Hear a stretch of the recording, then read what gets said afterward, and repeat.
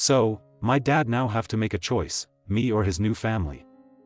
My father, 52, and I, 25 female, along with my 3-year-old Cocker Spaniel, Moxie, live in my mom's ancestral house that I inherited along with other assets when she died when I was 16 due to cancer. My father got married to his high school sweetheart a few months ago while he was on a trip with his friends.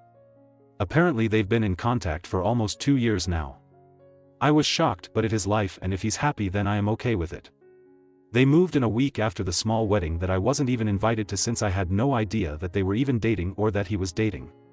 She, my dad's wife that we'll call Steph, 51, came with a baggage, I mean twin stepsisters, 20F, Lizzie and Lexi, fake names, and their 2 chihuahuas, Gucci and Hermes.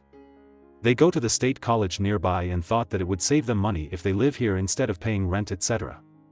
My dad asked if it was okay, and he also stated that the house is big enough for us, 7 bedrooms, 8.5 baths, a basement and a huge yard with a pool.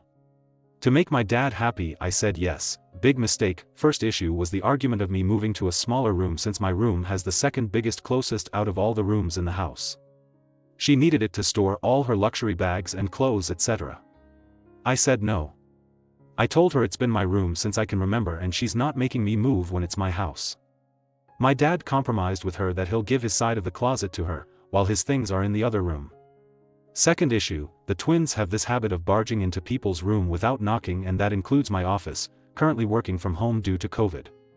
Lexi walked in one time wearing a bikini looking for something while I was in the middle of a business meeting. She literally walked behind me where everyone could see her. I was pissed off and embarrassed. Third, their dogs are not potty trained and would leave poops and pee around the house, and the twins wouldn't even clean up after them. They're also very aggressive towards Moxie. I found Moxie one time with a scratch on her left eye where the other 2 dogs would usually nip at when they get the chance. Fourth, all the family photos in the house were removed and put in the attic without my approval. That includes my grandparents, my great-grandparents, my mother's family photo, my baby pictures, etc. I took my time to put them all back to where they belonged. This happened a few times. 2 days ago, Steph did it again, but this time she replaced them with her pictures, the twins, and her family, etc. Steph and I had a heated argument about it. I told her that she can't do anything regarding the decorations, etc. in my house without my approval, and that her daughters should also learn how to knock on doors and have their dogs potty trained. She said that they can whatever they want in her house, and that she will be making up house rules that we will all follow, since she thinks I'm such a wild animal doing whatever I want and that I was not raised properly due to having a bad useless mother. I was livid, that's an understatement. I told her that she can pack her things along with her twins because I am kicking her out. She said that I have no right to kick them out from her house. I told her, and I quote, "Lady, you are living under my roof. This is my house. I inherited it from my mother, and right now you, your twins, and your dogs are trespassing. Get out before I call the cops." My dad got home early that day after Steph told him what happened. I told him my side of the story. He said that they're still getting used to the house and the move here was difficult for them. I told him about all the issues surrounding them, but he keep insisting that it's going to get better and that to just give them some time. I told him that I've put up with all their things and I've had enough. Enough is enough. He was defending them more, taking their side. So, I told him that he can either move out with them or stay, and that he has until the end of the week. Did I do the right thing here? Making my dad choose between me and his new family? I literally gave them a chance, and I've put up with so much of their shit for the past few months. What she said about my mother was my breaking point. There's no way that she will disrespect her in the house where she grew up in, where I grew up in. Here's the update. I spoke with my mother's previous lawyer, Amy, fake name, about the issue on Saturday and asked if there's a way to contest the will. She showed me the documents, and I both signed an agreement, in summary, that we agree on what was left to us and that we will not be contesting it in the future. Mom for the win.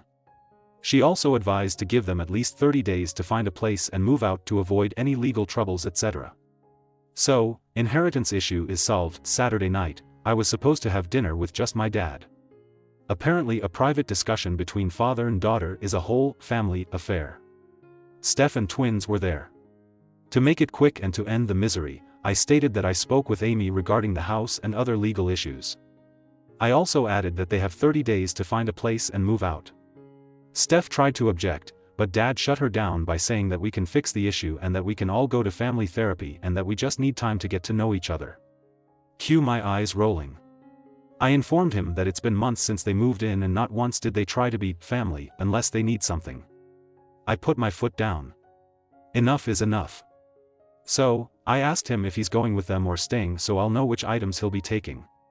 He asked if I'm kicking him out, which I told him I'm not, that he's free to choose to wherever he goes, but I told him that he should not expect me to keep in contact with him if he decides to leave. Steph asked why I'm kicking him out of his house. I told her that I inherited my house from my mother. She said that he told her that I live him. I guess she thought that I live with my dad in his house. Big misunderstanding on their part. Lexi argued that it's going to be hard to move since they're finishing up spring semester and that finals are in a couple of weeks. I just smiled and said to better hurry and find a place. I left after that. Yesterday, Easter Sunday, I invited my boyfriend and his family and my 2 best friends over to celebrate Easter Sunday. My dad has been calling me and I didn't bother answering the call. He tried to invite me to spend the day with them. As far as I'm concerned, the only family I have right now are my 2 best friends, my boyfriend and his family. It was a good Sunday. We did some egg hunting and a few games and had a big dinner, which I haven't had in a long time. I felt right. Anyway, right now I'm finishing up on documenting everything that's worth over $500 in the house. I had a few people over to help document them. All locks have been changed. I only gave a copy to my BF. Don't worry about my dad asking him about the key, he doesn't approve of him since he's middle class. I also hired professionals to install a security system around the house and property and I am scheduled to meet with someone regarding the fences and gate. I have not tapped into the fund that my mom left since I started college to help with tuition, dorm, and other expenses, but this is an emergency and it calls for it. All the family pictures, portraits, etc. are currently in a storage. All other valuables that are small are in a safety deposit box. All documents are in a water and fire-proof safe that requires a key and pin to open, currently in my room. I'm trying to take all the precautions and advise that you guys wrote on the comments section in my previous post. Thank you for those. So, that's about it for now. Not really sure why Dad is choosing to be with them than me, his own flesh and blood. I'll update this if there's any news or something stupid happens, but I've come to accept that for some unknown or unexplainable reason, they're more important to him than me. It's hard, since he's the only family I have left here, and I'm really not that close with his side of the family. So, once they move out, I am cutting contact with them. He's a grown man and he can decide whatever he wants to do with his life. Update 2. My email has been blowing up regarding this and a lot of people were asking how I'm doing, what happened to my dad, etc. So, here's the final update. One of my high school friend is a real estate agent and I had her help find them a house nearby, about 15 minutes away after thinking through my decisions. I helped with the down payment just to get them started, just so that they don't feel like I didn't help them, etc. etc. Regarding my dad, we had long discussion about the issue. He moved in with them but we decided that we would have dinner every Sunday night, just us 2, and to celebrate any special occasions together. I did remind him that I can't have him or any of his new family in the house after his wife disrespected my mom. I don't know much about their history and I really don't want to find out, but as far as I know and as far as I can remember, my mother was nothing but kind to everyone. She raised me to be that way, but I guess she'll be disappointed in me after kicking them out. Oh well. He changed his will and added them in, but I advised him not to tell them. Been watching too much crime stories for the months and I'm just looking out for him.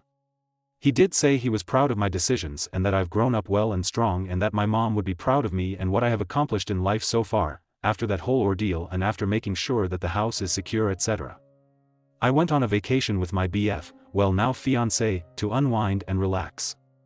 The whole issue took a toll on my mental health and it was a struggle getting back to, I guess, being normal? Being my usual self. Also, no wedding bells anytime soon. He's focused on his intern year up in New York pursuing his career in medicine, wants to be a pediatrician. For all those wondering, he did sign a prenup, he was more than willing to sign it. Also, my mom's side of the family had a big military/finance background, lots of investments and such. I could have followed their footsteps and joined the military, but my hand-eye coordination is abysmal, so that's why I work in finance. I try to not depend on my family's money and learn on how to make my own money through investments, stocks, etc. I did take out a little bit to do some remodeling in and around the house. Got to keep it well maintained if I want to pass it down. I think that's about it. My dad and I aren't exactly back to our old relationship. I don't think we'll ever get back to it, but we're, civil about the situation. I've seen Steph and her daughters around town a few times, but I don't acknowledge them. Why would I when they took my dad from me? Now it's time for the next story. Story 2. My mother is obsessed with my wedding so much that I want to cancel it. Not the marriage, just the wedding. I'm so beyond upset that I just feel numb. I've posted about my issues with my mother before, but she has gone so far off the deep end that my FH had to take my cell phone from me last night as I called her to cancel the entire event from the day we got engaged. She has been a miserable and controlling asshole.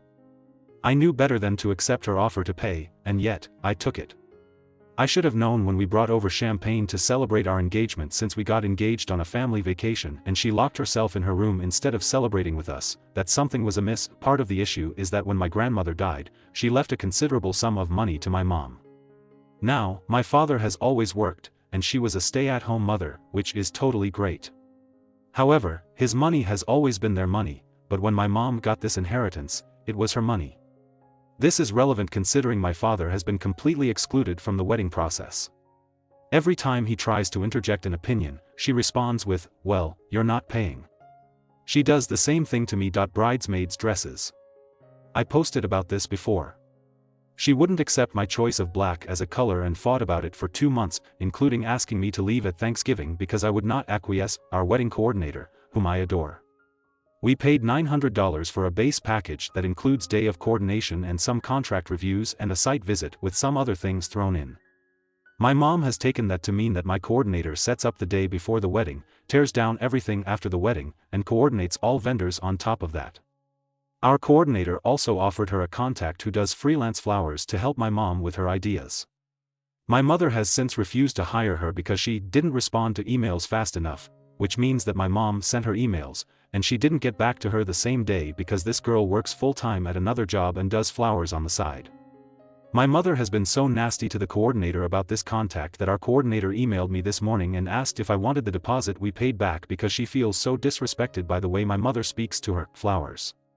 I get no say. None. On top of that, my mom is so disorganized that she doesn't realize she can't do it all herself. Catering. We had met with the caterer months ago and chosen our menu. My mom went to sign the contract last night and not only changed the menu but eliminated the liquor because she doesn't want any drunk people at the wedding. It was one of the only things my FH wanted. When we protested, she said we were not paying and hung up on me. Invitations. I wanted to use a friend of mine that was a graphic designer, the same woman who did my STDs. Again, because she didn't email my mother back quick enough for her liking, my mom went and had invitations done by herself. I didn't even see them before they were made. Their missing information I wanted included colors. I wanted a fall color theme since I'm getting married in October. My colors are now blush and green because that's what I'm feeling right now, according to my mother. This isn't fall at all. She doesn't care. My dress. My mom didn't want to come with me to get one. I ended up doing it with my mother-in-law. She is a wonderful person, but I was pretty devastated that she didn't go even once. My brother. He is an alcoholic who has been in and out of jail. He has ruined family events before, and he just got released 2 weeks ago. My idea was to have him come for the ceremony and dinner, but to leave once the drinking got heavy. I just don't think it's fair for him to be put in that situation, nor do I want to be anxious all night about him drinking. He can be violent. She told me I was a bitch and that he will be staying all night. My FH is very uncomfortable with this arrangement, as am I. Labor. She doesn't want to pay anyone to help set up and tear down. I work 2 jobs and just started a new one this past week, which means I have limited vacation. She doesn't understand that I can't just take off the entire week before the wedding. I've been screamed at that I'm unwilling to help because of this. She also cannot comprehend why I won't ask my bridal party to take off to help as well. We're getting married on a Friday, they're already likely taking off 2 days to come. I simply won't ask any more of them. I hate this wedding. I hate when people ask me about it. I have palpitations when my mom calls or emails me. I keep getting told by her that I'm completely ungrateful whenever I try to express these feelings to her. This isn't my wedding. I'm a showpiece at her party. We're $10,000 plus into this with deposits. I just want it to be October 11th. I don't know what to do. Edit. First off, thank you all for your support and excellent suggestions. I think the real thing it will come down to for me is if canceling the wedding is worth the likely catastrophic effects on my relationship with my family. In all honesty, I'm not sure of the answer of that yet. I've also toyed with the idea of going through with this wedding and then doing a vow renewal next year with my FH that is just us. I know many of you have said to cancel, I'm just not sure I have it in me. I think I may need to go see someone, like a therapist, to really discuss this through. Again, thank you all for your suggestions.